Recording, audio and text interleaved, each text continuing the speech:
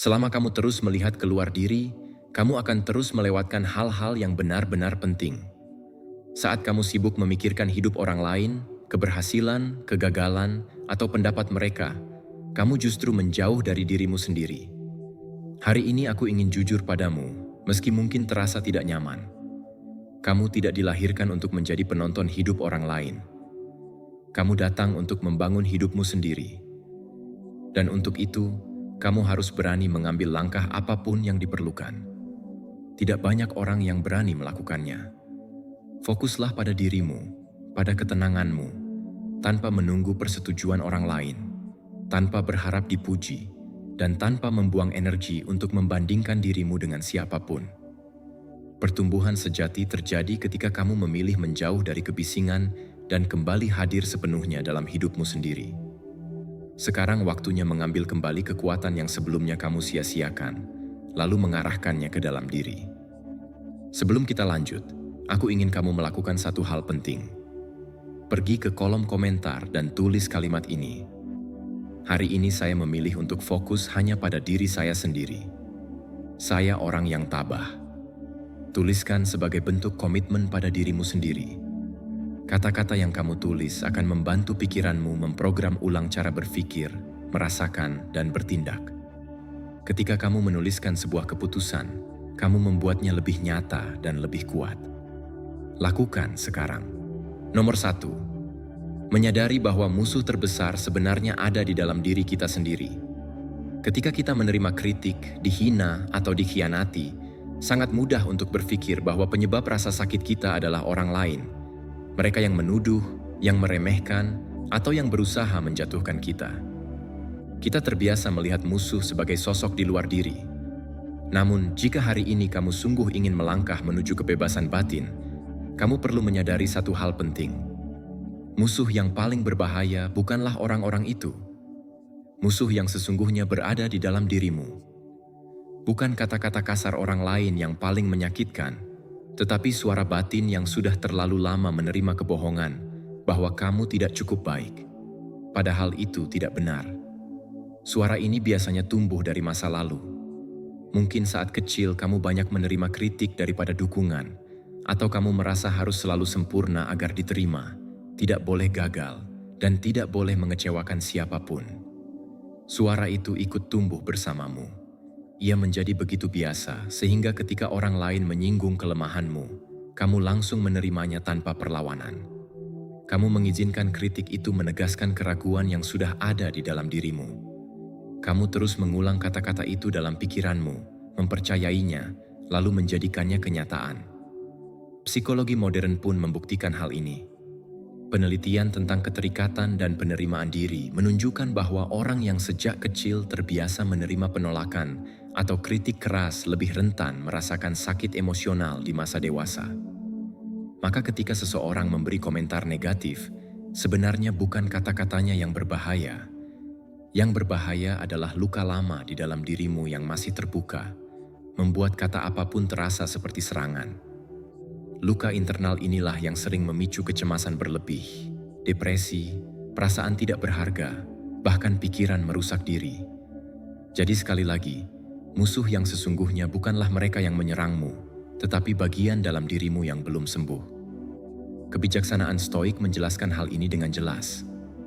Para filsuf Stoik mengajarkan bahwa bukan peristiwa luar yang mengganggu kita, tetapi cara kita menafsirkan peristiwa tersebut. Epictetus mengatakan dengan sangat sederhana, yang memengaruhi kita bukan apa yang terjadi, tetapi bagaimana kita memandang apa yang terjadi. Jika setelah menerima kritik kamu menjadi sosok yang paling keras menghakimi dirimu sendiri, maka bukan kritik itu yang menghancurkanmu. Kamulah yang tanpa sadar memberi makan musuh internal tersebut. Bagaimana memutus siklus ini? Mulailah dari sesuatu yang terlihat kecil namun sangat kuat. Perhatikan bagaimana kamu berbicara kepada dirimu sendiri.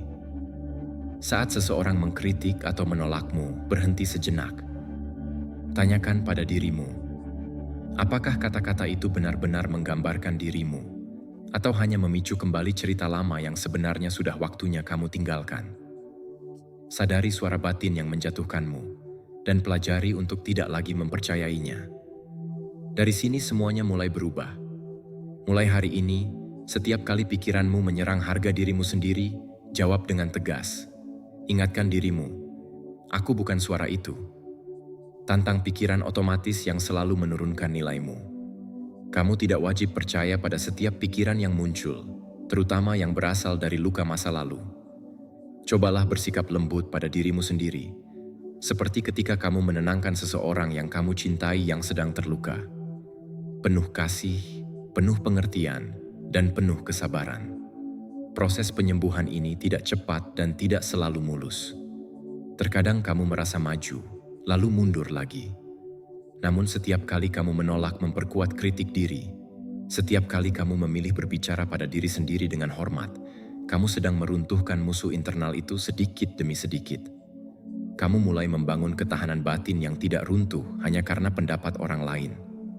Hasilnya adalah ketenangan emosional yang lebih dalam, keyakinan diri yang tidak tergantung validasi siapapun, dan pikiran yang tidak lagi harus melindungi diri dari setiap serangan kecil, karena ia sudah memahami bahwa nilai dirinya tidak dapat diganggu, tidak bisa ditawar, dan tidak ditentukan oleh siapapun. Kebebasan sejati muncul ketika kamu berhasil melepaskan diri dari musuh terburuk, yaitu bagian dalam dirimu yang tidak pernah merasa cukup. Jadi, ketika kamu merasa tersakiti oleh kritik, ingatlah bahwa rasa sakit itu bukan datang dari dunia luar. Pertarunganmu bukan melawan orang lain, tetapi terhadap dunia dalam dirimu sendiri. Dan itu adalah pertarungan yang bisa kamu menangkan jika kamu mau melihat ke dalam dengan keberanian, kerendahan hati, dan kasih sayang. Karena kedamaian yang kamu cari tidak berada di luar dirimu. Ia tumbuh pelan-pelan di ruang batinmu yang paling sunyi, dan hanya kamu yang bisa menaklukkannya. Nomor 2. Mengapa begitu sulit untuk fokus pada diri sendiri? Seringkali kamu bertanya-tanya, kenapa menjaga fokus pada diri sendiri terasa sangat berat? Padahal kamu tahu kamu harus merawat dirimu, menjaga kesehatan, mengerjakan proyek-proyek penting, dan memperkuat pikiranmu.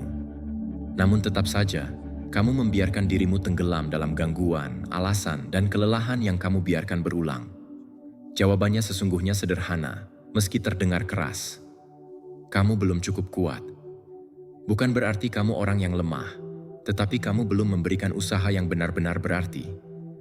Mungkin tindakanmu belum terhubung dengan alasan yang membuatmu benar-benar hidup dan bersemangat.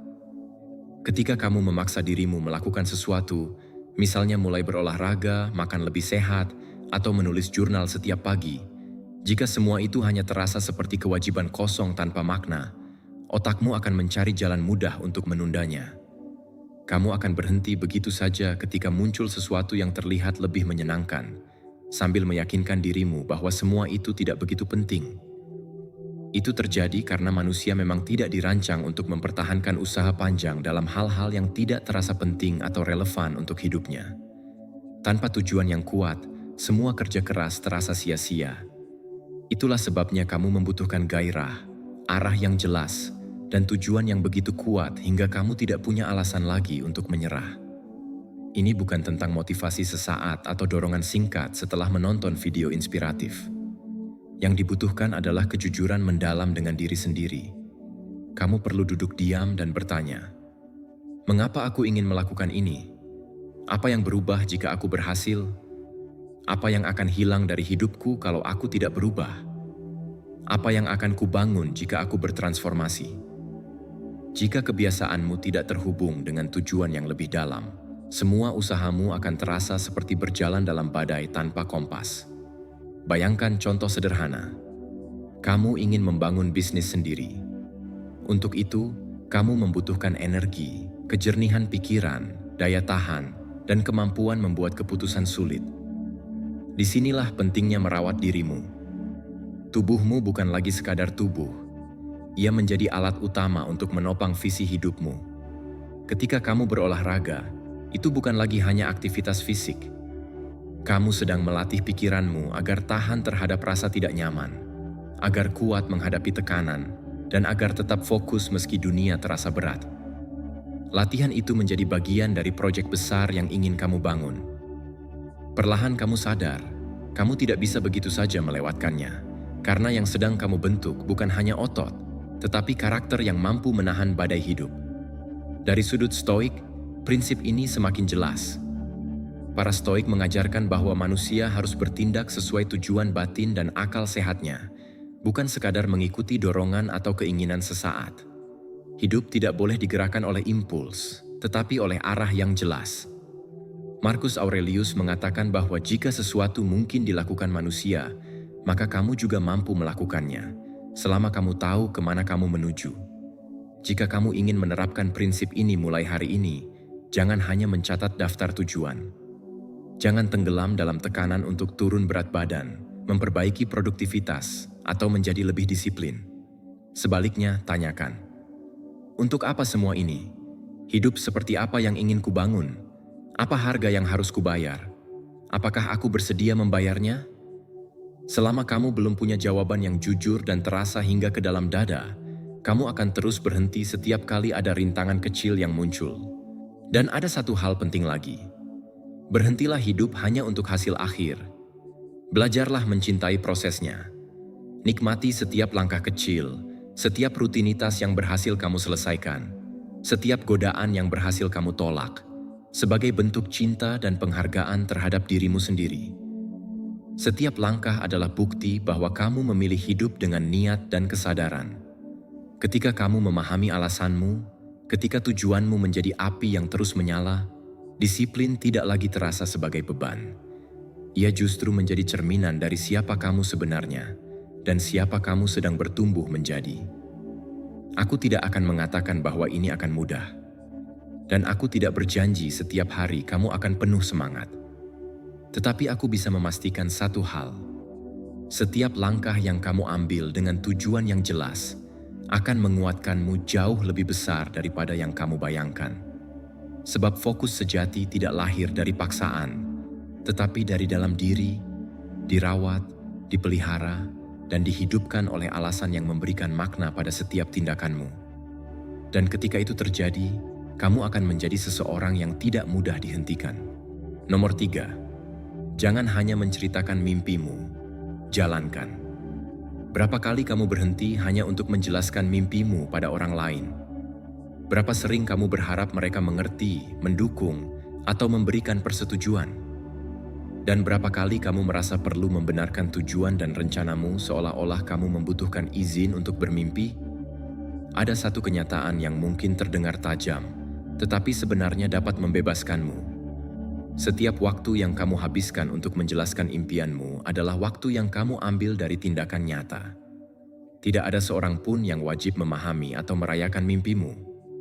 Pada akhirnya, hasil yang kamu capai akan selalu berbicara lebih keras dari penjelasan panjang apapun. Ada kelelahan tersendiri yang muncul ketika kamu terus berusaha meyakinkan orang lain bahwa impianmu layak dijalani.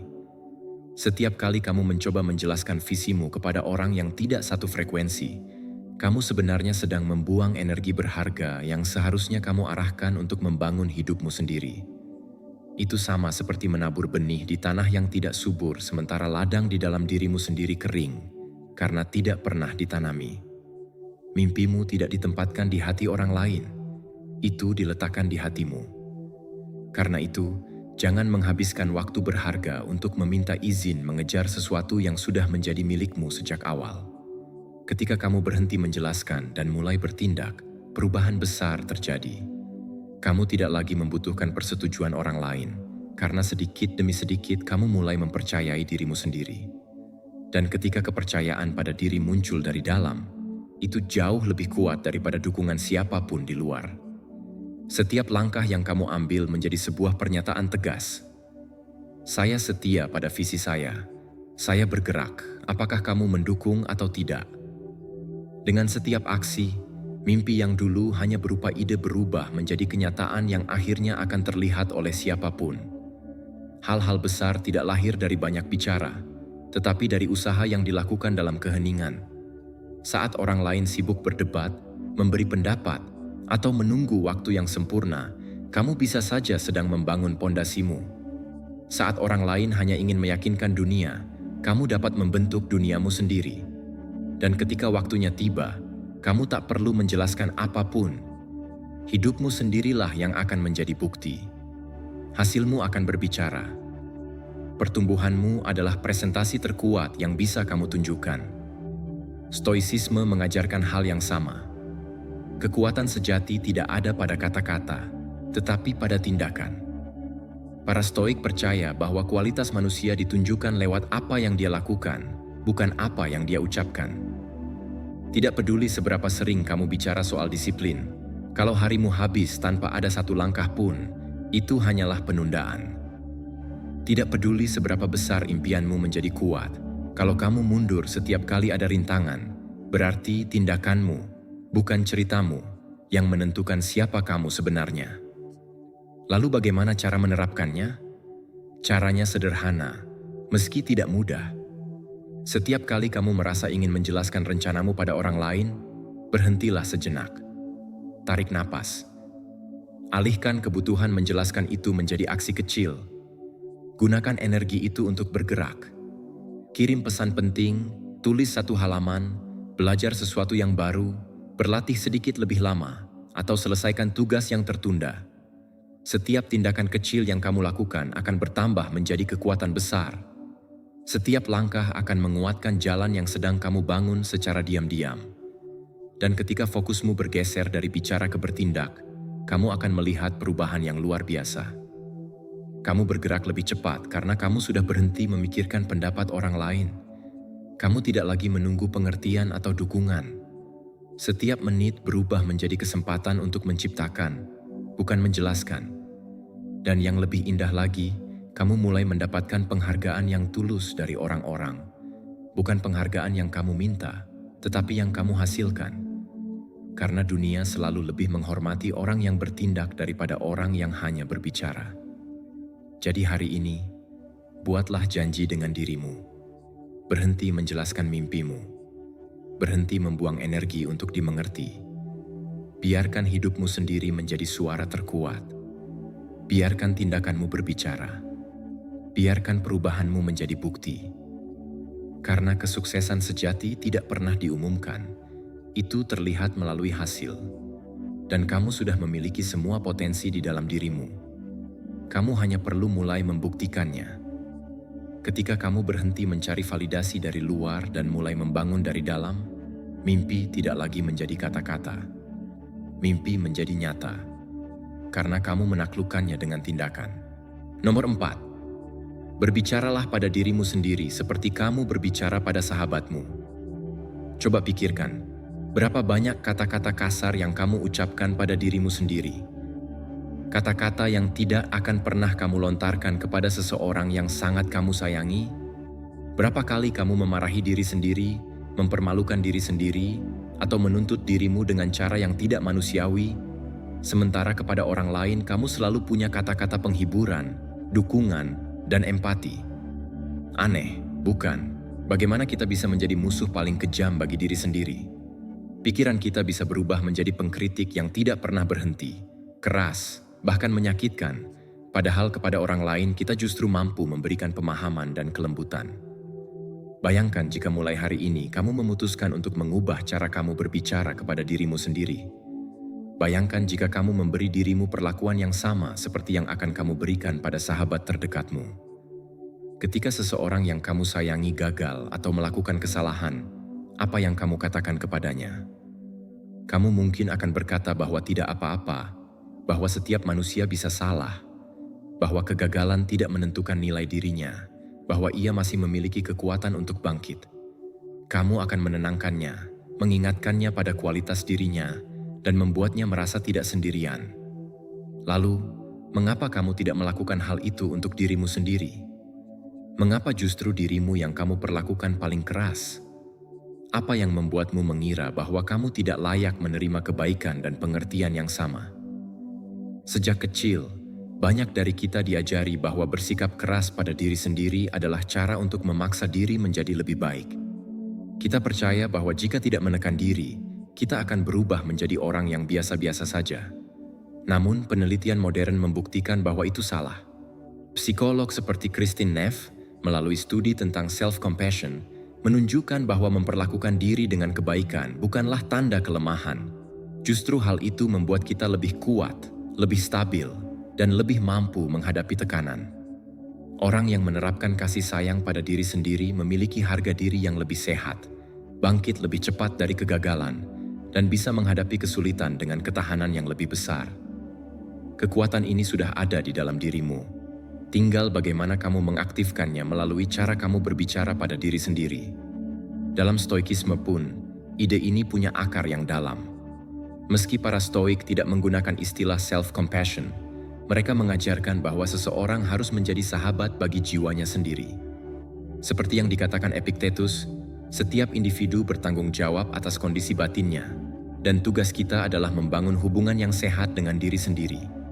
Bukan dengan menghakimi secara destruktif, melainkan melalui akal, pemahaman, dan kebaikan yang tulus dari dalam. Lalu bagaimana cara mempraktikannya? Saat kamu melakukan kesalahan atau mengalami kekecewaan, berhentilah sejenak. Tarik napas perlahan. Sebelum pikiranmu menyalakan kritik-kritik lama yang menyakitkan, tanyakan pada dirimu, jika sahabat baikku berada dalam posisi ini, apa yang akan aku katakan kepadanya? Jika perlu, tuliskan jawabannya. Dengarkan kata-kata yang muncul dari dirimu, kata-kata yang penuh empati. Lalu arahkan kata-kata yang sama kepada dirimu sendiri. Pada awalnya, rasanya mungkin aneh, tidak natural, atau seperti berpura-pura.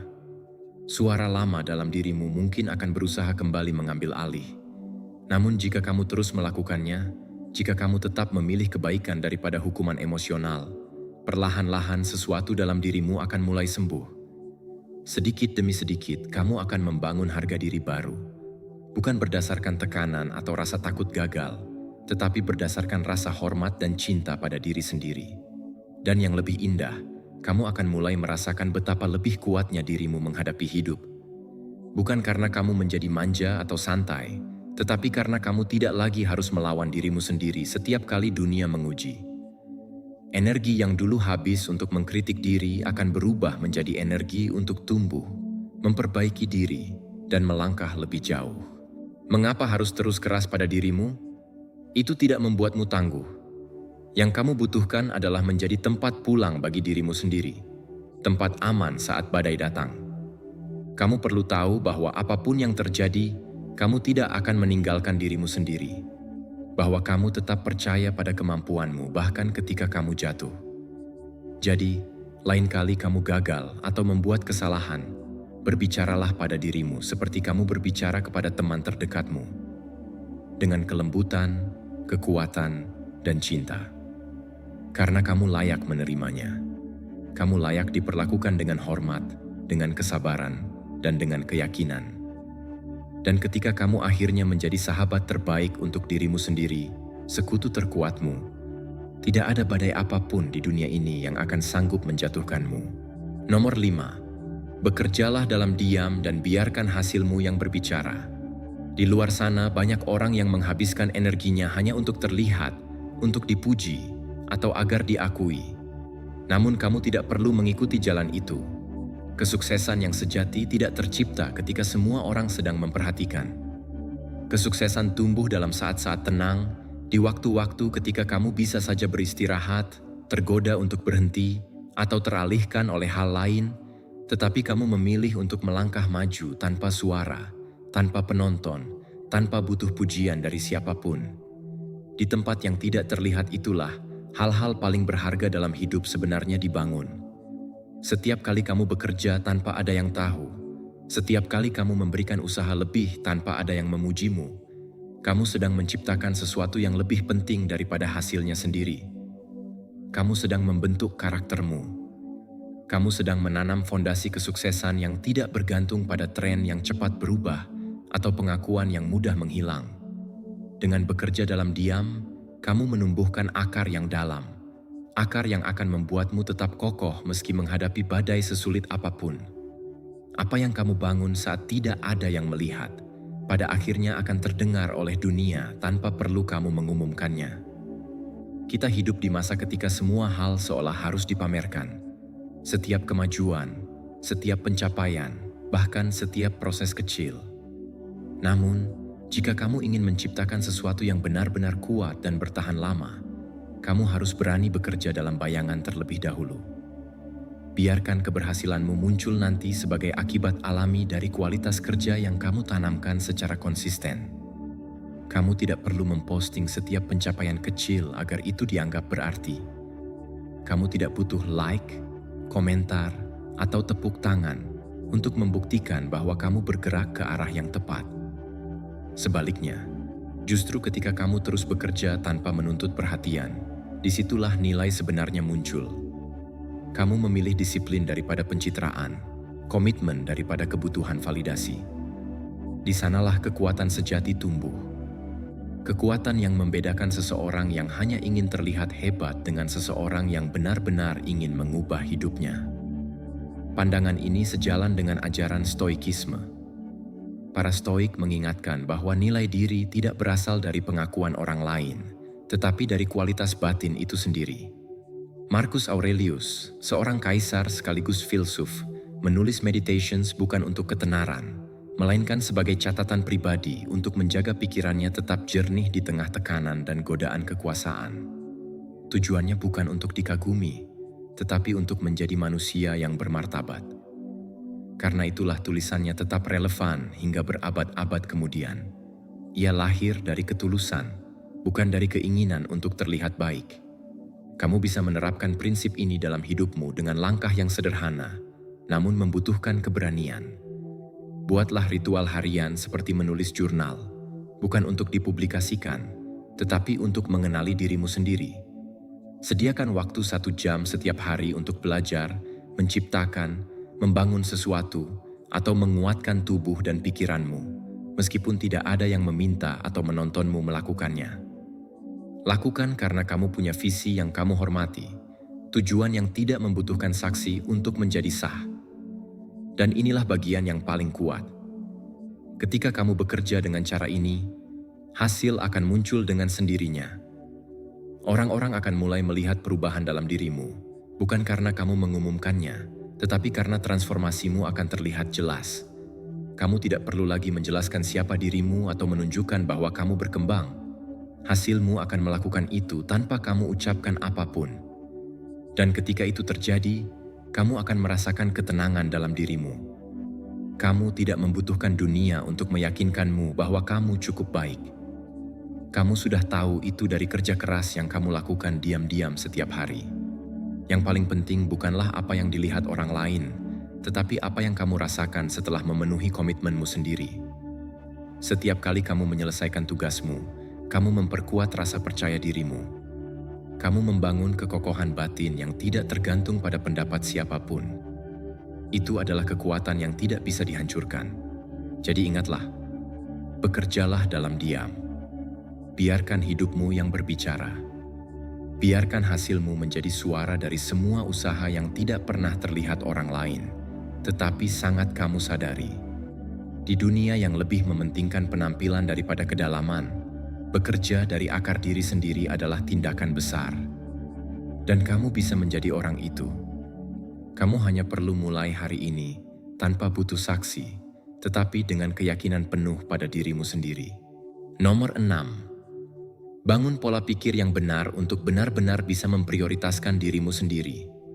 Ada masa ketika kamu harus berhenti hanya berkata bahwa kamu ingin memprioritaskan diri, dan mulai membentuk cara berpikir yang membuatmu mampu melakukannya secara alami, tanpa rasa bersalah, tanpa ragu, dan tanpa terus kembali pada kebiasaan lama.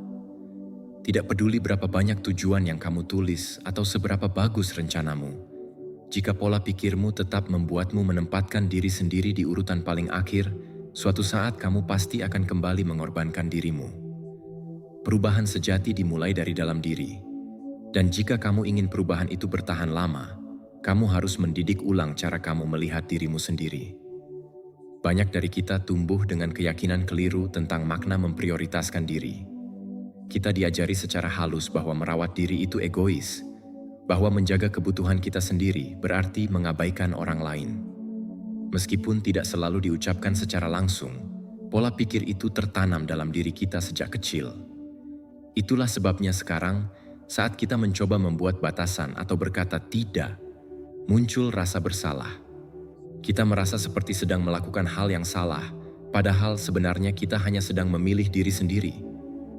Hari ini aku ingin kamu memahami sesuatu yang sangat penting. Kamu tidak akan mampu membangun hidup yang kuat, bahagia, dan penuh makna jika kamu tidak menempatkan dirimu sebagai prioritas. Ini bukan tentang menjadi cuek atau tidak peduli pada orang lain. Ini tentang sadar bahwa kesehatan mental, emosional, dan fisikmu adalah fondasi bagi segala hal yang kamu berikan kepada dunia. Ini bukan kemewahan, ini kebutuhan. Pola pikir yang baru dimulai dari keberanian untuk mempertanyakan cerita-cerita lama yang tertanam dalam kepalamu. Setiap kali rasa bersalah muncul, berhentilah sejenak. Tanyakan pada dirimu, dari mana rasa ini berasal?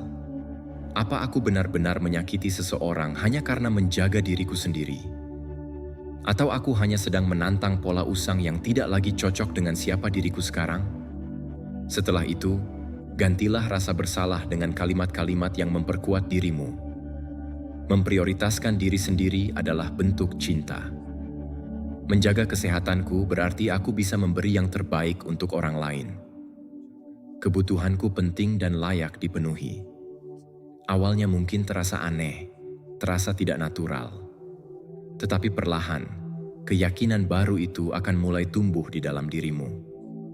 Ingat bahwa keinginan saja tidak cukup. Pikiran perlu pengulangan untuk membentuk kebiasaan baru. Setiap hari adalah kesempatan untuk memperkuat pola pikirmu. Setiap kali kamu memilih istirahat daripada memaksakan diri. Setiap kali kamu menolak sesuatu yang menguras energimu.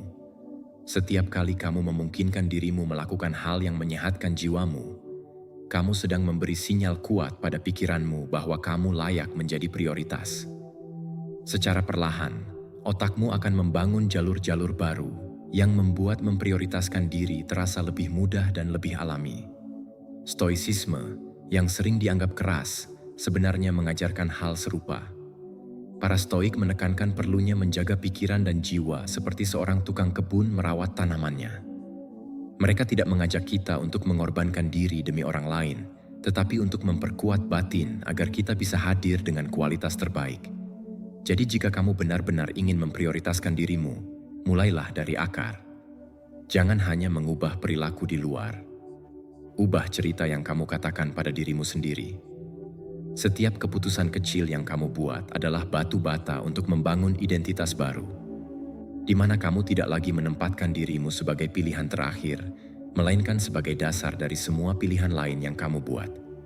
Seiring waktu, kamu akan merasakan sesuatu yang luar biasa. Keputusan yang dulu terasa berat kini menjadi lebih ringan. Mengatakan tidak lagi membuatmu gelisah. Membuat batasan tidak lagi terasa kasar. Memilih kesehatanmu sendiri tidak lagi menjadi pengecualian, melainkan gaya hidupmu. Dan kejernihan batin itu akan terlihat dalam semua aspek hidupmu. Hubunganmu, pekerjaanmu, pertumbuhan pribadimu, kedamaianmu. Karena ketika kamu mengubah pola pikir, kamu mengubah seluruh realitasmu. Ketika kamu menempatkan dirimu sebagai prioritas, kamu bukan hanya menyelamatkan dirimu, tetapi juga menjadi pribadi yang hadir dengan lebih penuh dan lebih sehat untuk orang-orang yang kamu cintai. Jadi buatlah komitmen hari ini, bukan hanya berkata bahwa kamu akan memprioritaskan dirimu, tetapi benar-benar membangun pola pikir yang membuat tindakan itu menjadi bagian alami dari siapa dirimu. Nomor 7. Pikiran adalah segalanya. Apapun yang ingin kamu capai dalam hidup dimulai dari pikiranmu. Semua impian, perubahan, dan tujuan yang kamu kejar tidak akan terwujud kalau kamu belum menaklukkannya di dalam dirimu sendiri. Pikiran adalah tempat awal kemenanganmu, sekaligus tempat kekalahanmu lahir. Di sanalah ditentukan apakah kamu bergerak maju atau tetap diam di tempat. Kamu tidak mungkin bisa mengendalikan hidupmu jika kamu tidak mengarahkan pikiran dan emosimu dengan sadar. Hidup selalu menjadi cerminan dari apa yang terjadi di dalam diri. Kalau batinmu kacau, hasilnya juga akan kacau. Coba pikirkan, tidak ada orang besar yang berhasil hanya karena bakat atau keberuntungan. Semua orang yang mencapai hal luar biasa selalu memenangkan pertempuran dalam diri terlebih dahulu. Mereka belajar untuk berpikir berbeda. Mereka berani percaya pada kemungkinan bahkan ketika keadaan terlihat buruk. Mereka mampu menghadapi keraguan, ketakutan, dan rasa putus asa. Kekuatan yang kamu lihat pada diri seseorang yang sukses tidak muncul dari luar. Kekuatan itu ditempa dalam keheningan pikirannya, melalui dialog batin yang kuat dan terarah. Dunia luar hanyalah pantulan dari dunia batin seseorang. Jika kamu ingin menguasai hidupmu sendiri, semuanya dimulai di dalam pikiranmu. Berhentilah merasa seperti korban keadaan atau emosi. Kamu bukan korban apapun. Kamu memegang alat paling kuat yang pernah ada, pikiran itu sendiri. Tapi seperti alat apapun, pikiran membutuhkan latihan, ketekunan, dan disiplin. Ini bukan pekerjaan satu kali, tetapi komitmen harian terhadap diri sendiri. Melatih pikiran bukan hal yang rumit, tapi memang butuh niat kuat. Mulailah dengan hal sederhana. Duduk tenang beberapa menit setiap hari. Perhatikan pikiranmu tanpa harus mengikuti alurnya. Biarkan pikiran datang, amati. Lalu pilih mana yang ingin kamu pertahankan dan mana yang harus kamu lepaskan. Setiap pikiran yang kamu terima sebagai kebenaran akan menjadi benih yang pada waktunya tumbuh menjadi kenyataan dalam hidupmu. Tambahkan juga afirmasi harian. Bukan sekadar kalimat yang kamu ulangi tanpa kesadaran, tetapi pernyataan yang membangun identitas yang ingin kamu ciptakan. Bicaralah pada diri sendiri seperti seorang pemimpin yang tegas namun penuh welas asih. Katakan pada pikiranmu, "Aku mampu. Pikiranku bekerja untukku. Aku memilih arah pikiranku." Setiap kalimat seperti pukulan palu yang membentuk ketangguhan pikiranmu. Dan jangan lupakan kekuatan visualisasi.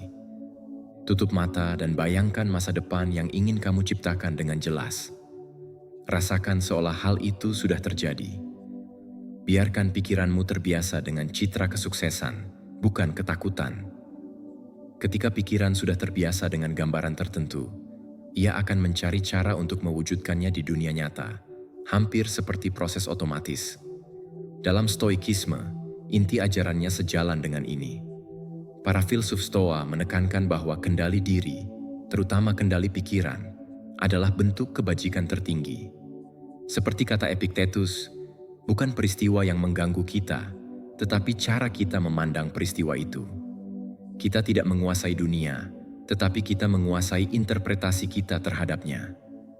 Dan interpretasi itulah sumber kekuatan sejati. Jadi mulai sekarang, jadikan pikiranmu prioritas. Jangan biarkan ia berjalan tanpa arah. Jangan biarkan pikiran negatif atau tidak berguna tinggal di dalam diri tanpa izinmu. Anggaplah pikiranmu seperti sebuah taman yang harus kamu rawat. Setiap hari, pilih pikiran yang membangun, bukan yang meruntuhkan. Setiap kali kamu memilih fokus pada hal yang ingin kamu ciptakan, kamu sedang memperkuat dirimu. Kamu membangun kekuatan batin yang tidak mudah goyah. Dan ingat satu hal, ketika kamu mampu menguasai pikiranmu, tidak ada tujuan yang terlalu jauh untuk kamu capai. Tidak ada tantangan yang bisa menghancurkanmu. Kamu sedang memahami rahasia besar yang hanya sedikit orang temukan. Bahwa kesuksesan sejati bukan soal mengendalikan dunia luar, melainkan menguasai diri sendiri. Jadilah pemimpin bagi pikiranmu. Latih ia setiap hari. Karena ia adalah aset terpenting yang kamu miliki. Pikiranmu bisa menjadi musuh terbesar atau sahabat terbaikmu.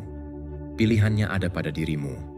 Perubahan itu dimulai sekarang, dan semuanya dimulai dari dalam dirimu sendiri. Nomor 8. Tetapkan standar yang mendorong Anda maju. Apa yang kamu tetapkan sebagai standar dalam hidupmu akan menentukan seperti apa hidupmu terbentuk. Standar bukan hanya tulisan di buku catatan atau keinginan yang kamu ucapkan sambil lalu. Standar adalah janji diam-diam yang kamu buat kepada dirimu sendiri. Standar adalah dasar yang membentuk karaktermu dari hari ke hari. Jika kamu menetapkan standar rendah, kamu hampir pasti hidup dalam pola serba biasa. Namun ketika kamu menuntut lebih dari diri sendiri, ketika kamu menolak hidup dengan kualitas yang minim, hidupmu akan terangkat. Kamu akan menjadi seseorang yang layak dihargai. Pertama oleh dirimu sendiri, lalu oleh dunia. Jangan salah paham, standar tinggi bukan berarti perfeksionisme. Ini bukan tuntutan untuk selalu benar atau selalu sempurna. Standar tinggi adalah kejelasan tentang siapa kamu ingin menjadi dan keberanian untuk tidak menerima versi dirimu yang lebih rendah dari itu. Ini adalah wujud penghargaan terhadap diri sendiri. Berdirilah di depan cermin dan katakan, "Aku pantas menuntut lebih dari diriku." Bukan karena kamu ingin membuktikan sesuatu pada orang lain, tetapi karena kamu tahu bahwa kemampuanmu jauh lebih besar dari yang kamu tampilkan sekarang.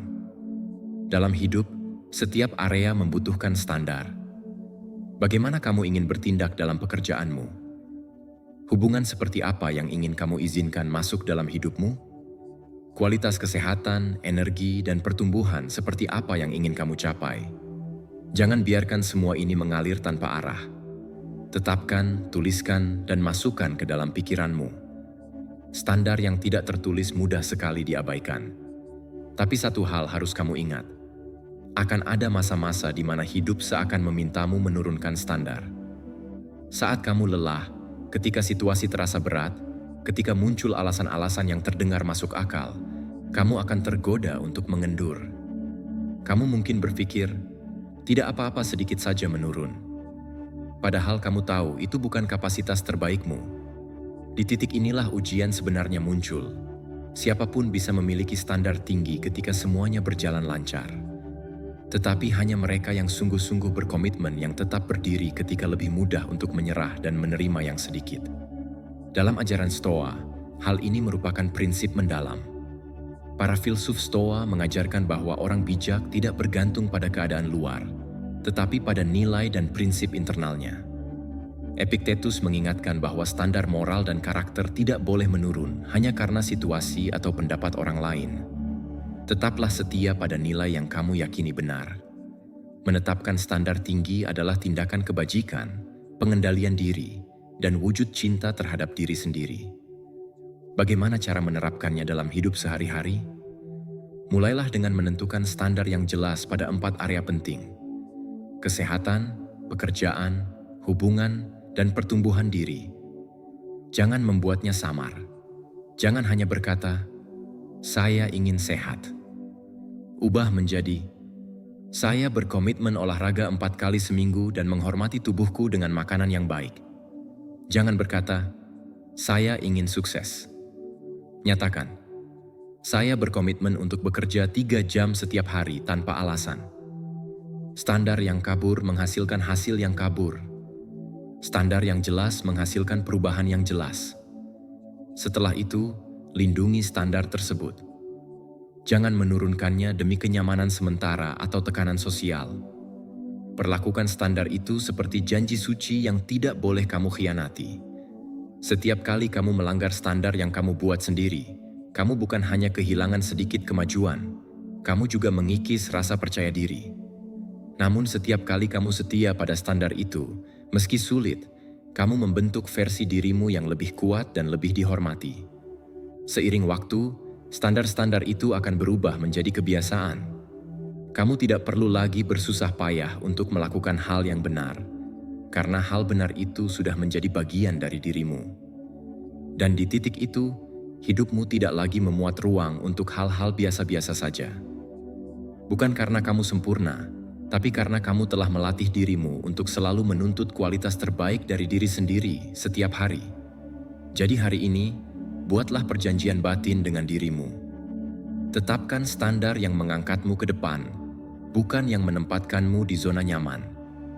Jadikan hidupmu sebagai bukti komitmenmu untuk menghormati potensi tertinggimu, bukan untuk membuktikan apapun kepada orang lain, tetapi karena jauh di dalam dirimu, kamu tahu bahwa kamu dilahirkan untuk sesuatu yang lebih besar. Setiap tindakan kecil, setiap keputusan yang kamu ambil akan mencerminkan janji tersebut. Dan ingat, hanya kamu yang bisa menghormatinya. Nomor 9. Kebiasaan adalah arsitek kehidupan masa depan Anda. Segala sesuatu yang Anda lakukan setiap hari sedang membentuk masa depan Anda, meskipun Anda mungkin tidak sadar. Bukan tindakan besar atau momen dramatis yang menentukan siapa Anda di masa depan, melainkan kebiasaan kecil yang terus Anda ulangi. Pilihan-pilihan sederhana yang Anda buat saat bangun tidur, saat hari mulai berjalan, hingga sebelum Anda tidur. Itulah yang diam-diam membangun hidup Anda. Kebiasaan Anda adalah arsitek yang sesungguhnya. Setiap kebiasaan, sekecil apapun, sedang meletakkan satu batu untuk bangunan kehidupan Anda. Pertanyaannya, apakah Anda sedang membangun sesuatu yang kokoh dan bermakna, atau justru menciptakan reruntuhan? Kesalahan umum adalah percaya bahwa perubahan besar terjadi melalui langkah besar dalam waktu singkat. Padahal kenyataan berbeda. Perubahan hidup tidak datang seperti ledakan. Transformasi sejati terjadi melalui tindakan-tindakan kecil yang dilakukan terus-menerus. Hidup Anda berubah ketika Anda memutuskan membaca 10 halaman buku setiap hari. Ketika Anda memilih berlatih 20 menit daripada menunda. Atau ketika Anda lebih memilih menabung sebagian kecil daripada menghabiskan semuanya. Yang menentukan bukan seberapa besar aksi Anda dalam satu hari, tetapi seberapa konsisten Anda menjaga setiap tindakan kecil itu. Mungkin hari ini Anda tidak melihat hasilnya. Mungkin besok pun tidak ada perubahan. Bahkan berminggu-minggu Anda mungkin merasa stagnan. Tapi percayalah, setiap langkah kecil itu sedang bekerja. Setiap tindakan disiplin membangun koneksi baru dalam pikiran Anda, menguatkan karakter, menanamkan kebiasaan, dan menyusun fondasi masa depan Anda. Suatu hari Anda akan menoleh ke belakang dan menyadari bahwa hidup Anda telah berubah banyak. Bukan karena satu momen inspirasi besar, tetapi karena ratusan keputusan kecil yang Anda pilih untuk lakukan dengan konsisten. Stoicisme, sebagai filsafat yang praktis, mengajarkan bahwa menguasai diri sendiri adalah kunci hidup yang baik. Marcus Aurelius mengatakan bahwa kita tidak perlu banyak berbicara tentang bagaimana menjadi orang baik. Kita harus menunjukkannya melalui tindakan sehari-hari. Inilah inti dari kebiasaan. Jangan hanya berbicara tentang siapa Anda ingin menjadi. Jangan hanya bermimpi menjadi lebih baik. Bangunlah identitas itu perlahan, melalui tindakan kecil yang Anda ulang setiap hari. Mulailah dengan sederhana. Jangan membebani diri dengan ingin mengubah semuanya sekaligus. Pilih 1 atau 2 kebiasaan yang paling sejalan dengan siapa Anda ingin menjadi. Jika Anda ingin tubuh lebih kuat, mulailah bergerak setiap hari, meskipun hanya 10 menit. Jika Anda ingin menjadi lebih bijak, bacalah sesuatu yang menyehatkan pikiran setiap hari. Jika Anda ingin lebih disiplin, tetapkan waktu tidur dan bangun yang jelas. Yang terpenting, jangan putuskan rantainya. Konsistensi lebih berharga daripada intensitas. Lebih baik melakukan sedikit setiap hari daripada melakukan banyak, tetapi hanya sekali lalu berhenti. Ketika Anda menyadari kekuatan kebiasaan, Anda akan melihat bahwa setiap hari adalah kesempatan baru. Anda tidak perlu menunggu hari Senin atau awal bulan atau tahun baru. Masa depan Anda dimulai sekarang, dari keputusan berikutnya yang Anda buat.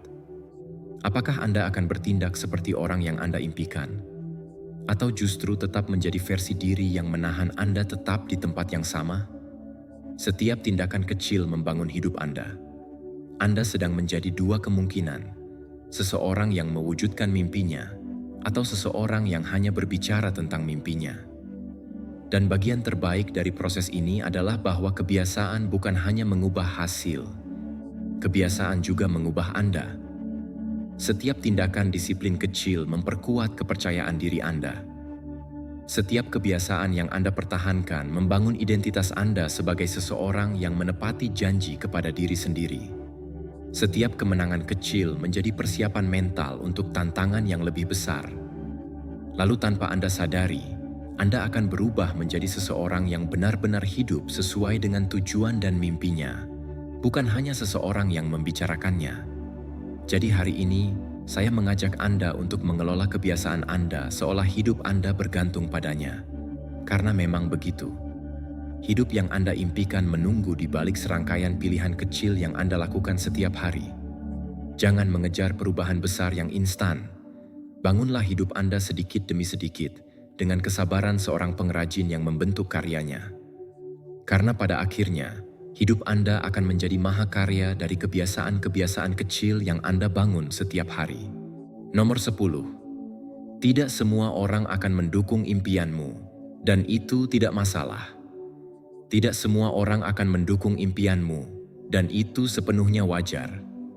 Tidak semua orang akan benar-benar mengerti apa yang ingin kamu capai, apa yang kamu rasakan, atau apa yang ingin kamu bangun dalam hidup. Dan mereka memang tidak harus memahaminya. Visi itu diberikan kepadamu, bukan kepada mereka.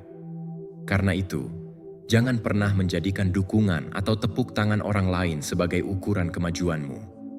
Jika kamu mengandalkannya, perjalananmu akan mudah goyah. Kamu bisa menyerah hanya karena komentar negatif pertama, tatapan meremehkan pertama, atau keraguan kecil yang datang dari orang lain. Mimpi yang kamu bawa sudah cukup hanya jika kamu sendiri yang menjaganya. Menjaga mimpi berarti kamu terus melangkah meskipun tidak ada satupun orang yang percaya. Berpegang pada keyakinan pribadi, walaupun suara di sekitarmu mengatakan bahwa yang kamu inginkan tidak mungkin, tidak penting, atau tidak masuk akal. Suara-suara itu sering tidak berbicara soal kemampuanmu, tetapi tentang ketakutan dan keterbatasan mereka sendiri. Itu bukan tentangmu, itu tentang mereka. Dan itu manusiawi. Tapi kamu tidak harus hidup mengikuti batasan orang lain. Setiap orang memiliki pengalaman, luka, kekecewaan, dan persepsi yang berbeda. Mereka melihat dunia melalui sejarah hidup mereka masing-masing. Jadi mengapa kamu berharap semua orang mengerti tekadmu? Mengapa kamu berharap semua orang merasakan semangat dan kelaparan yang kamu rasakan?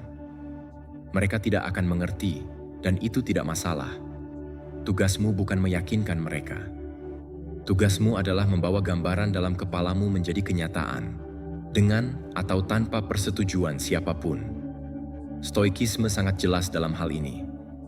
Kita tidak bisa mengontrol pendapat orang lain. Yang bisa kita kendalikan hanyalah tindakan, respons, dan cara kita bergerak. Epictetus pernah berkata bahwa tidak ada alasan untuk menggantungkan diri pada hal-hal di luar kendali kita, termasuk opini orang lain. Jadi apa urusannya jika dunia tidak melihat apa yang kamu lihat? Yang lebih penting adalah, apakah kamu masih melihatnya? Apakah kamu masih memegang visi itu? Jika iya, maka teruslah bertindak seolah-olah keberhasilan itu sudah menunggumu. Untuk menerapkannya dalam hidup, kamu harus memperkuat tujuanmu setiap hari. Mimpi yang samar tidak cukup. Kamu butuh kejelasan yang tajam tentang alasan kamu mengejar apa yang kamu kejar. Apa maknanya untukmu jika impian itu tercapai? Apa yang akan berubah dalam hidupmu atau hidup keluargamu jika kamu tidak menyerah? Pegang tujuan itu erat-erat. Tuliskan jika perlu. Bacalah setiap pagi sebagai pengingat. Dan setiap kali keraguan muncul karena orang lain meragukanmu, kembali lagi kepada tujuan itu. Seperti pulang ke rumah sendiri. Ketahuilah bahwa kritik, ketidakpedulian, bahkan penolakan, bukan pertanda bahwa kamu berada di jalan yang salah. Semua itu justru bagian dari proses yang menyaring siapa yang benar-benar berkomitmen dari mereka yang hanya semangat ketika keadaan mudah. Setiap kali kamu tetap melangkah tanpa dukungan, visimu semakin kuat, mentalmu semakin tegar, dan karaktermu semakin kokoh. Berhentilah menunggu pengakuan dari luar. Temukan komitmenmu di dalam dirimu sendiri. Pada akhirnya, orang hanya menghormati mereka yang membuktikan mimpinya melalui tindakan nyata. Hari ini mereka bisa saja menyebutmu tidak realistis, berlebihan, atau delusional. Tapi jika kamu terus maju tanpa menyerah, suatu hari mereka akan menyebutmu inspirasi. Bukan karena apa yang kamu katakan, tetapi karena apa yang kamu lakukan. Karena kamu tetap bertahan saat segalanya terasa sulit. Jadi berhenti menjelaskan dirimu. Berhenti membuang energi untuk meyakinkan orang lain agar mereka melihat apa yang hanya kamu yang bisa lihat. Sekarang waktunya bergerak. Bangun. Tumbuh. Jadilah bukti hidup bahwa impian itu mungkin diwujudkan. Dan ketika kesuksesan mulai mendekat, kamu akan menyadari satu hal. Kamu tidak pernah membutuhkan mereka untuk percaya padamu. Yang kamu butuhkan sejak awal hanyalah keyakinanmu sendiri. Hari ini, saat orang lain ragu, kamu memilih untuk bertindak. Saat orang lain menertawakan, kamu memilih bekerja. Saat orang lain mengkritik, kamu memilih tumbuh. Karena pada akhirnya, izin yang kamu perlukan untuk membangun kehidupan impianmu hanyalah izin dari dirimu sendiri. Dan ketika kamu menyadari hal itu sepenuhnya, kamu akan menjadi pribadi yang tak terhentikan. Nomor 11. Apa yang harus ditinggalkan? Dalam perjalanan hidup, terdapat momen di mana individu perlu berhenti sejenak dan merenungkan dengan sejujur-jujurnya. Apa yang saya bawa? Apakah saya masih memegang sesuatu yang bukan lagi milik saya? Apakah saya bertahan karena kebiasaan, ketakutan, atau inersia? Kebenarannya adalah, Anda tidak dapat membangun masa depan yang kokoh jika terus berpegang pada hal-hal yang telah menyelesaikan siklusnya. Seringkali, bukan karena kehidupan tidak menawarkan peluang baru, tetapi karena Anda tidak memiliki ruang untuk menerima hal-hal tersebut. Melepaskan sesuatu tidak selalu merupakan proses yang mudah. Terdapat kebiasaan yang telah menjadi bagian dari identitas Anda, hubungan yang telah terjalin selama bertahun-tahun, serta pola pikir yang mungkin berguna di masa lalu, tetapi kini justru membatasi dan menjebak Anda. Proses melepaskan itu tentu menakutkan dan menyakitkan. Namun rasa sakit yang singkat tersebut adalah jalan menuju pembebasan dari penderitaan yang lebih lama, yaitu menjalani kehidupan yang tidak lagi terasa milik Anda. Jika Anda ingin berkembang, Anda harus bersikap brutal, jujur kepada diri sendiri. Anda perlu melihat diri Anda tanpa alasan, tanpa topeng, dan tanpa rasa takut. Kebiasaan apa yang menghambat kemajuan Anda? Siapa saja individu yang tidak lagi memberikan nilai tambah dalam hidup Anda, tetapi justru menguras energi dan mematikan antusiasme Anda? Apakah keyakinan tertentu yang menghalangi Anda untuk melangkah maju? Jawaban atas pertanyaan-pertanyaan tersebut adalah peta yang menunjukkan apa yang perlu Anda tinggalkan agar standar hidup yang lebih baik dapat tercapai. Dari perspektif Stoik, ide ini memiliki bobot yang signifikan. Kaum Stoik meyakini bahwa kita harus melepaskan segala sesuatu yang tidak berada di bawah kendali kita, serta melepaskan hal-hal yang tidak berkontribusi pada kebajikan, kedamaian, dan tujuan hidup kita. Sebenarnya bukan soal waktu yang terbatas, tetapi lebih kepada seberapa banyak waktu yang telah kita sia-siakan dengan berpegang pada hal-hal yang tidak lagi bermanfaat bagi kita. Berapa banyak energi yang kita habiskan untuk beban yang seharusnya sudah kita lepaskan sejak lama? Mengaplikasikan ide ini dalam kehidupan sehari-hari tidak harus rumit, tetapi memang memerlukan ketegasan. Ambil buku catatan, selembar kertas, atau gunakan halaman kosong, dan tulislah tanpa filter. Apa saja hal-hal pada tahun ini, dalam siklus hidup Anda, yang sudah tidak lagi berguna? Sikap apa? Rutinitas apa? Hubungan apa? Pikiran apa yang muncul dalam daftar tersebut? Tinjau daftar itu. Bacalah dengan suara keras jika memungkinkan dan putuskan dengan sadar. Saya akan meninggalkannya di sini. Ini tidak akan lagi menemani saya ke bab selanjutnya dalam hidup saya. Pada awalnya, pikiran Anda mungkin akan menolak. Ia akan memberitahu Anda bahwa Anda melebih-lebihkan dan bahwa situasinya tidak seburuk yang Anda bayangkan. Karena melepaskan adalah tantangan bagi zona nyaman, pikiran Anda dirancang untuk melindungi Anda. Ia akan membingungkan keamanan dengan stagnasi. Jangan dengarkan pikiran itu dan jangan bernegosiasi dengan masa lalu. Ambil langkah tersebut, lepaskan. Ketika Anda mulai melepaskan hal-hal yang tidak lagi berfungsi, Anda akan mengalami sesuatu yang luar biasa. Rasa ringan, kedamaian, dan ruang mental. Anda akan menyadari bahwa tiba-tiba Anda memiliki lebih banyak energi, lebih banyak kejelasan, dan lebih banyak keinginan untuk membangun sesuatu yang baru. Di tempat yang dulunya ada beban, kini terdapat kemungkinan. Di mana dulunya terdapat rantai, kini jalan telah terbuka. Bagian yang terbaik dari melepaskan sesuatu bukan hanya sekadar tindakan meninggalkan, tetapi juga merupakan tindakan cinta. Ketika Anda melepaskan apa yang tidak cocok untuk Anda memberi diri Anda kesempatan untuk tumbuh.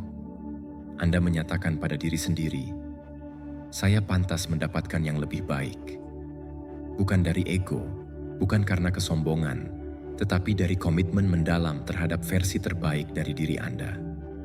Oleh karena itu, kerjakanlah tugas ini hari ini, meskipun mungkin terasa tidak nyaman. Buatlah daftar, tinjau dengan keberanian dan kebebasan. Jangan tunda hingga tahun depan, proyek berikutnya, atau tahap selanjutnya dalam hidup Anda. Semua itu adalah beban yang tidak lagi sesuai dengan siapa Anda seharusnya menjadi. Izinkan diri Anda untuk menutup siklus, biarkan diri Anda berkembang, dan hidup lebih ringan, lebih fokus, serta lebih autentik. Hidup selalu memberitahu kita bahwa ia akan meminta ruang untuk mengejutkan kita. Dan ruang tersebut tidak tercipta hanya dengan memimpikannya yang besar, tetapi juga dengan melepaskan yang besar. Tinggalkan apa yang membebani Anda, tinggalkan apa yang menyakitkan, tinggalkan apa yang sudah tidak ada, dan bukalah tangan Anda untuk apa yang menunggu Anda di luar rasa takut, lebih jauh lagi melampaui masa lalu. Nomor 12. Terima keterbatasanmu dan terus bangun kekuatanmu. Menerima bahwa kamu memiliki batas bukan berarti kamu lemah. Justru itu adalah langkah awal menuju kebebasan diri. Mengenali kekuranganmu tidak berarti kamu harus menyerah atau berhenti mencoba. Itu artinya kamu memilih untuk berhenti mengejar versi ideal dirimu yang tidak realistis dan mulai fokus pada kenyataan yang ada di depan mata. Hanya dengan melihat dengan jujur bagian mana dalam dirimu yang masih goyah dan bagian mana yang sebenarnya kuat, kamu bisa menciptakan jalan yang kokoh dan realistis untuk tumbuh. Banyak orang menghabiskan bertahun-tahun mencoba memaksakan kemampuan yang sebenarnya tidak mereka miliki, atau justru mengabaikan hal-hal penting yang seharusnya mereka perbaiki. Mereka berharap bisa menguasai semuanya dan unggul dalam setiap hal, namun pada akhirnya merasa frustasi karena hal itu tidak mungkin dicapai. Tidak ada satupun manusia yang bisa sempurna di semua bidang, dan kamu pun tidak perlu menjadi seperti itu. Yang kamu butuhkan adalah kejelasan. Siapa dirimu sebenarnya? Kekuatan apa yang sudah kamu miliki? Keterampilan apa yang harus kamu kembangkan? Dan batas mana yang perlu kamu kelola dengan bijak? Cobalah memeriksa diri sendiri dengan jujur. Bukan untuk menghakimi diri, tetapi sebagai seorang perencana yang ingin memahami situasi sebelum mengambil langkah. Tanyakan, dalam hal apa kamu unggul secara alami? Di bidang apa kamu bisa bekerja dengan lebih mudah dan cepat dibanding orang lain? Karena kekuatanmu itulah yang bisa menjadi senjata terkuatmu. Mengasahnya akan memberimu keuntungan besar sepanjang perjalanan hidupmu. Namun kamu juga perlu melihat area di mana kamu terus tersandung. Bukan untuk mempermalukan diri, tetapi untuk memahami di mana kamu perlu memperkuat fondasi, di mana kamu mungkin perlu belajar lebih dalam, meminta bantuan, atau mengatur energi serta waktu secara lebih efektif.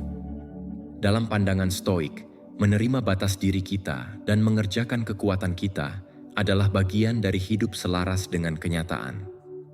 Epictetus pernah berkata bahwa kita tidak boleh memaksa hidup berjalan sesuai kehendak kita. Sebaliknya, kita perlu belajar menerima apa adanya. Barulah hidup bisa menjadi damai. Ini bukan tentang memaksakan diri menjadi seseorang yang bukan dirimu, melainkan menggunakan apa yang sudah kamu miliki dengan cara yang paling bijak. Dengan itulah kamu bisa membangun hidup yang bermakna dalam kerangka nyata yang diberikan alam kepadamu. Lalu, bagaimana mempraktikkannya? Mulai dari mengenal diri sendiri secara mendalam. Tanyakan pada dirimu, hal apa yang bisa kamu lakukan dengan baik tanpa harus berjuang keras? Aktivitas apa yang membuatmu bersemangat? Di bagian mana kamu paling cepat lelah atau bekerja keras tetapi hasilnya kecil? Setelah kamu tahu jawabannya, pusatkan tenaga, waktu, dan dedikasimu pada kekuatanmu. Jangan menghabiskan hidup untuk menambal semua kelemahanmu. Meminimalkan kelemahan itu perlu, tetapi jangan menjadikannya satu-satunya fokus. Bayangkan kamu seorang arsitek. Kamu memiliki beberapa bahan berkualitas tinggi dan beberapa bahan lain yang cacat. Apakah kamu akan membuang sebagian besar energimu untuk terus-menerus memperbaiki bahan cacat itu? Atau kamu akan menggunakan bahan terbaikmu untuk menciptakan bangunan luar biasa? Tentu pilihan kedua. Tetapi dalam hidup, Banyak orang malah menaruh energi terbesar mereka pada hal-hal yang mereka lemah di dalamnya, hingga mereka lupa bahwa kekuatan merekalah yang sebenarnya bisa membawa mereka jauh lebih tinggi. Saat kamu bekerja pada kekuatanmu, keajaiban sering terjadi. Kamu menjadi lebih percaya diri, melihat kemajuan nyata, merasakan energi yang mengalir lebih mudah, dan menyadari bahwa kamu sedang bergerak ke arah yang tepat. Dan secara perlahan, peningkatan pada kekuatanmu juga akan membantu area lain dalam hidupmu berkembang. Ketika kamu melihat dirimu menang, walau kecil, motivasimu tumbuh. Pikiranmu mulai terbiasa dengan perasaan berhasil, bukan gagal. Hari ini, aku ingin mengajakmu berdamai dengan diri sendiri. Berhentilah melawan hal-hal yang bukan dirimu. Berhentilah menghukum dirimu karena kekurangan yang kamu miliki. Mulailah membangun hidup dari apa yang sudah benar-benar ada dalam dirimu. Bukan dengan pasrah, tetapi dengan strategi dan kebijaksanaan. Karena hidup bukan soal menjadi sempurna, tetapi soal menjadi sangat baik di bidang yang tepat. Masa depanmu tidak akan dibangun dari bayangan tentang versi sempurna dirimu yang sebenarnya tidak ada. Masa depanmu dibangun dari alat-alat nyata yang kamu miliki sekarang, yang kamu kuasai, perkuat, dan maksimalkan. Terimalah dirimu apa adanya, kenali dirimu lebih dalam, perkuat bakatmu. Jadikan apa yang sudah kamu kuasai sebagai sesuatu yang luar biasa. Itulah jalan untuk bergerak maju dengan kekuatan dan tujuan yang nyata. Nomor 13, ciptakan keselarasan antara hati dan pikiran. Ada sebuah kondisi di mana pikiran dan hatimu tidak lagi beradu, tidak lagi saling menolak, dan tidak lagi berjalan ke arah yang berbeda. Ada keadaan di mana keduanya bergerak dalam irama yang sama, seperti dua instrumen yang memainkan nada selaras. Ketika kamu memasuki kondisi ini, energi dalam dirimu terasa lebih bebas, pikiran menjadi lebih jernih, tubuh mulai memulihkan dirinya, dan hidup terasa mengalir dengan lebih tenang. Keadaan ini disebut sebagai koherensi antara hati dan otak, dan kekuatannya jauh lebih besar daripada yang kebanyakan orang sadari. Dalam kehidupan sehari-hari, banyak dari kita hidup dalam kondisi terpecah. Kita memikirkan satu hal, tetapi di dalam hati kita merasakan hal yang berbeda, dan tindakan kita pun seringkali tidak sejalan dengan apa yang kita pikirkan atau rasakan. Ketidaksinkronan ini menjadi sumber stres, kecemasan, dan berbagai ketegangan fisik maupun emosional. Tubuh kita tidak dirancang untuk terus hidup dalam tarik-menarik antara hati dan pikiran. Setiap kali keduanya bergerak ke arah yang bertolak belakang, sistem saraf menjadi terguncang, energi terkuras, dan hidup terasa berat, kacau, dan menghabiskan tenaga. Namun, ketika kita secara sadar belajar untuk menghubungkan kembali hati dengan pikiran, segalanya mulai berubah. Penelitian modern, termasuk dari HeartMath Institute, menunjukkan bahwa ketika seseorang memasuki keadaan koherensi antara hati dan otak, detak jantungnya menjadi lebih stabil, sistem imun menguat, stres menurun drastis, dan kejernihan mental meningkat. Ini bukan sekadar teori atau konsep spiritual. Ini adalah proses biologis yang muncul ketika tubuh bekerja sesuai desain alaminya. Untuk mencapainya, tidak diperlukan ritual rumit. Yang dibutuhkan hanyalah niat dan beberapa menit setiap hari untuk berhenti dari autopilot, menarik napas dengan sadar, dan membawa perhatianmu ke area jantung. Latihannya sederhana. Tutup mata, bernapas perlahan, bayangkan napasmu keluar masuk melalui hati. Selama itu, bangkitkan perasaan syukur, cinta, atau penghargaan. Tidak perlu dipaksa.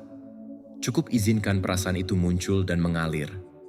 Hanya dalam beberapa menit, kamu akan merasakan adanya ketenangan halus di dalam diri. Itulah tanda bahwa koherensi mulai terbentuk. Dalam stoicisme, meski tidak menggunakan istilah yang sama, konsep ini sangat inti. Marcus Aurelius berbicara tentang hidup selaras dengan diri sendiri, yaitu ketika pikiran, kata-kata, dan tindakan saling mendukung. Bagi kaum Stoa, kebajikan muncul dari keselarasan batin, dari tindakan yang sesuai dengan akal sehat dan hati yang jernih, bukan dari konflik batin atau penipuan terhadap diri sendiri. Ketenangan ala Stoik lahir dari kesatuan itu. Ketika kamu menghubungkan hati dan pikiran, kamu mulai menjalani kehidupan dari tempat yang lebih stabil. Emosi tidak lagi mengambil alih sepenuhnya. Pikiran tidak lagi dibanjiri kekhawatiran atau ketakutan tanpa kendali. Kamu bertindak dari pusat kekuatan batin, dari kehadiran dan kejernihan yang otentik. Dengan latihan konsisten setiap hari, hasilnya sangat nyata. Kamu bukan hanya menjadi lebih tenang, tetapi juga lebih fokus, lebih hidup, dan lebih sehat. Kualitas tidur membaik, pencernaan lebih lancar, energi meningkat, dan tubuh lebih jarang jatuh sakit akibat stres. Tubuhmu akan merespons keselarasan batin ini seperti taman yang akhirnya dirawat dengan benar. Ia mulai tumbuh, pulih, dan berkembang. Karena itu, mulai hari ini, buatlah komitmen untuk dirimu sendiri. Jangan membiarkan kedamaian datang secara kebetulan. Jangan terus hidup terpisah dari apa yang kamu rasakan dan apa yang kamu pikirkan. Konsistensi dalam menyelaraskan hati dan pikiran adalah latihan harian. Cukup luangkan 5 menit sehari untuk kembali ke pusat dirimu.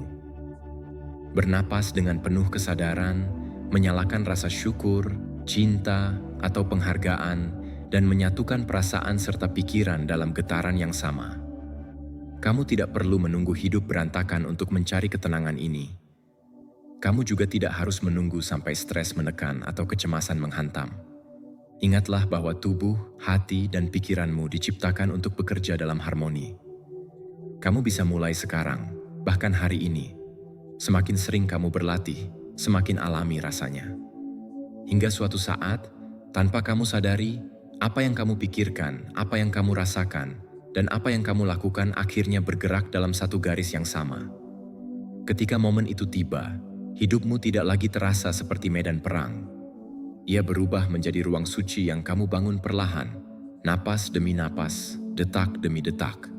Nomor 14, tampilan masa depan untuk memotivasi Anda mengambil tindakan. Masa depan Anda bukan sesuatu yang muncul tiba-tiba saat Anda mencapai tujuan.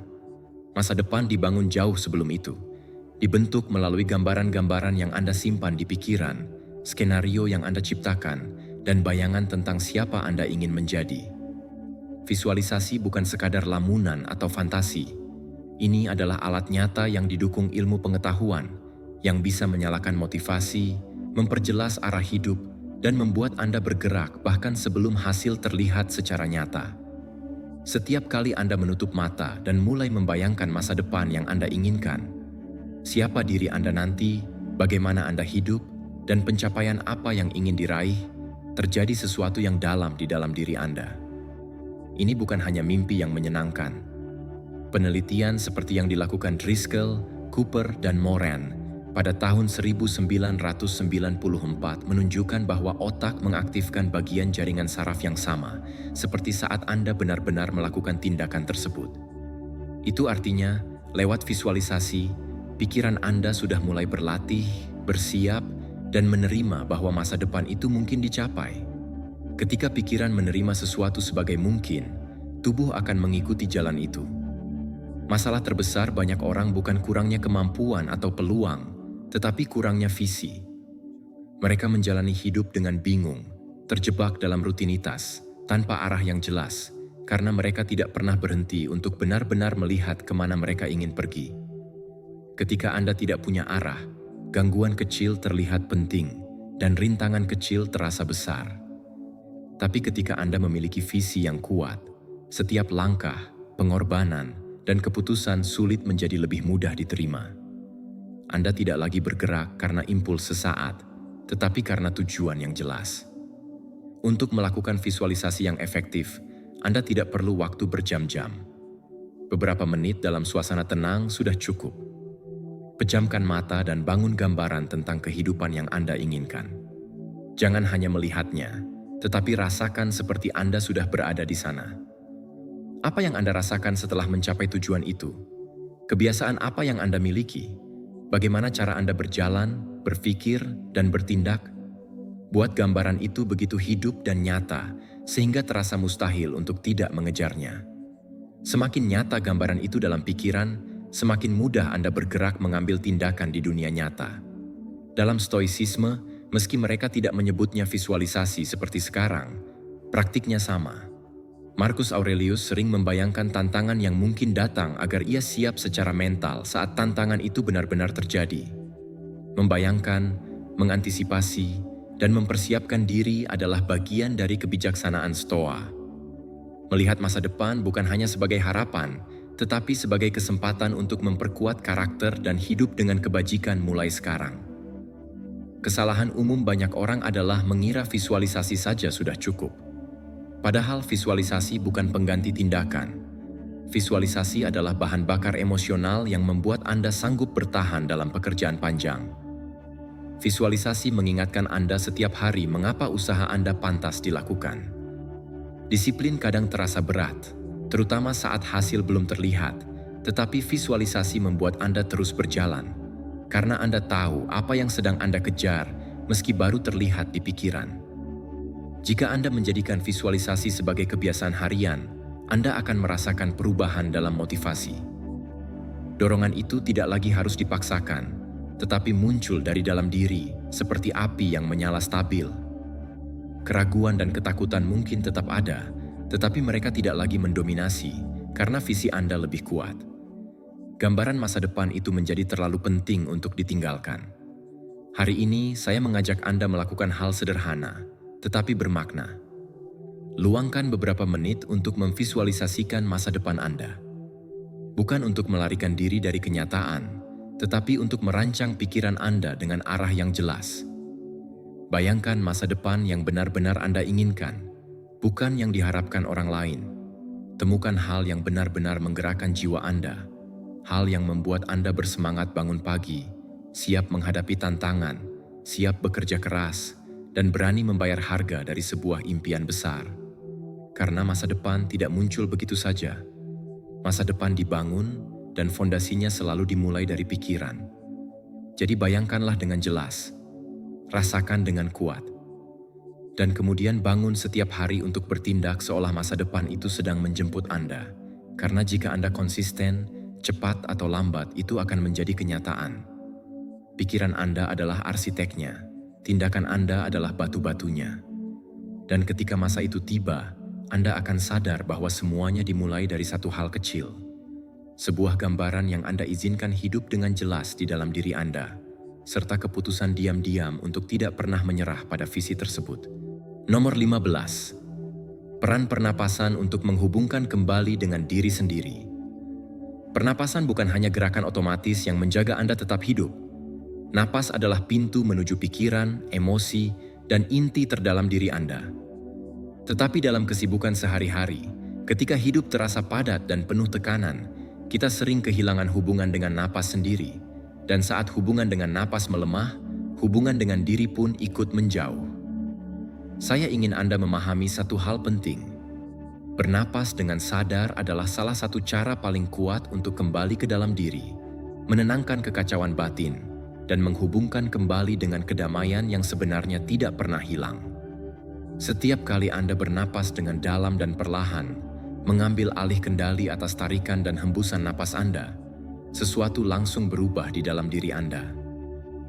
Anda mengaktifkan sistem saraf parasimpatis, bagian tubuh yang memberi sinyal bahwa Anda aman, bahwa Anda boleh rileks, dan bahwa tubuh dapat menurunkan kewaspadaannya. Pikiran yang biasanya berlari tak terkendali mulai melambat. Emosi yang sebelumnya berat, kecemasan, ketegangan, kemarahan, kehilangan sebagian kekuatannya.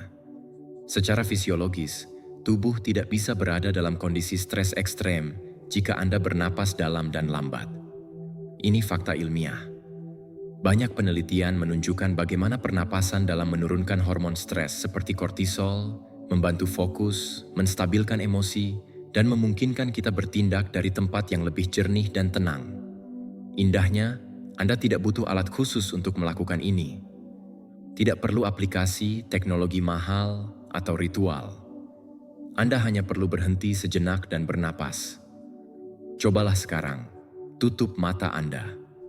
Tarik napas perlahan melalui hidung sambil menghitung sampai 4. Rasakan udara memenuhi tubuh Anda. Tahan sebentar, lalu hembuskan perlahan melalui mulut sampai hitungan 6. Ulangi beberapa kali dan perhatikan apa yang berubah.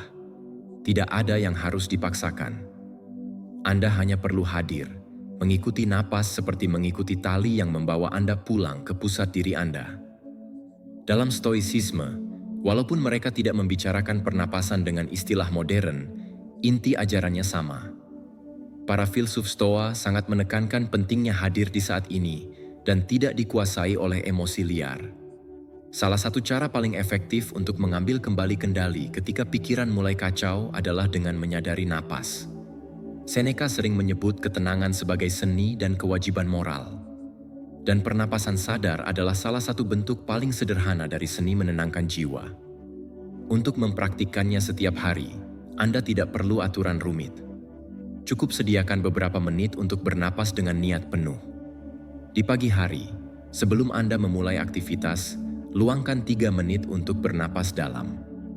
Sebelum rapat, sebelum menghadapi seseorang yang sulit, atau saat Anda tahu Anda akan menghadapi situasi yang menekan, berhentilah sejenak. Tarik napas. Kembalikan pusat Anda. Dan ketika stres mulai menumpuk, jangan langsung mencari pelarian dari luar diri. Ingat, napas Anda selalu tersedia. Itu adalah jangkar yang setiap saat bisa Anda genggam.